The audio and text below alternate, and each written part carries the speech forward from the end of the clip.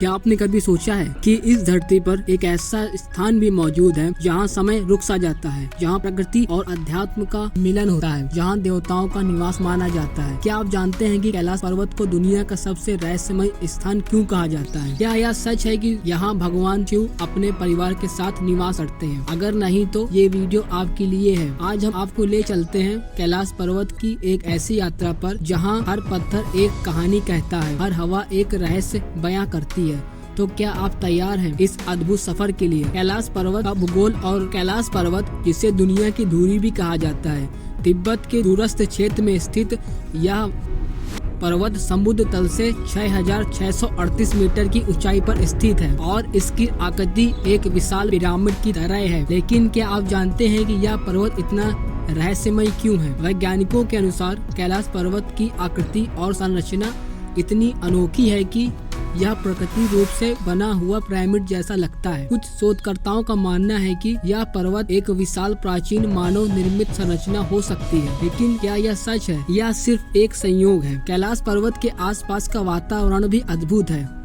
यहाँ का मौसम अचानक बदल जाता है और कई बार लोगों ने अजीबोगरीब घटनाओं का अनुभव भी किया है। क्या यह सब सिर्फ प्रकृति का खेल है या कुछ और? हिंदू धर्म में कैलाश पर्वत को भगवान शिव का निवास स्थान माना जाता है।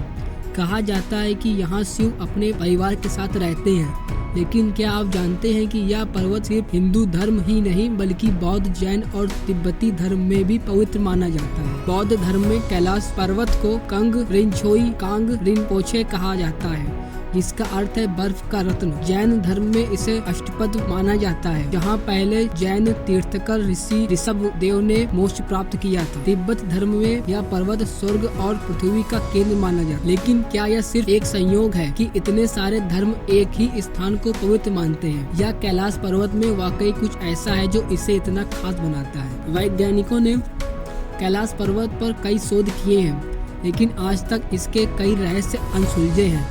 क्या आप जानते हैं कि कैलाश पर्वत पर चढ़ना मना क्यों है? सन 1820 में एक रूसी पर्वतारोही ने कैलाश पर्वत पर चढ़ने की कोशिश की, लेकिन वह अचानक बीमार पड़ गया और उसकी मृत्यु हो गई।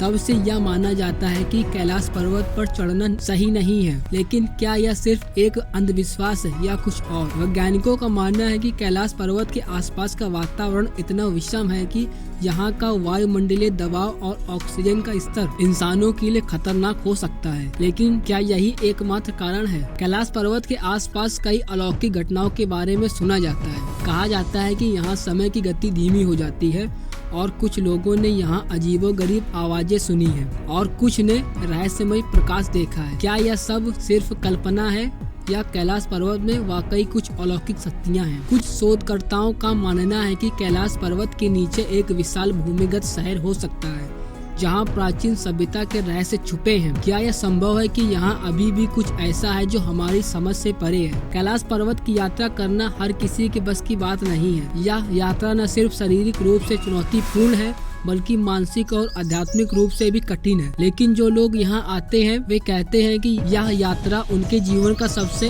अद्भुत अनुभव था। मैंने कैलाश पर्वत की यात्रा की है और मैं कह सकता हूँ कि यह मेरे जीवन का सबसे अच्छा अनुभव था। यहाँ की ऊर्जा अद्भुत है और ऐसा कई यात्रियों ने भी कहा है। जब कैलाश पर्वत के पास पहुँचा तो मुझे लगा जैसे मैं किसी दूसरी दुनिया में आ गया हूँ।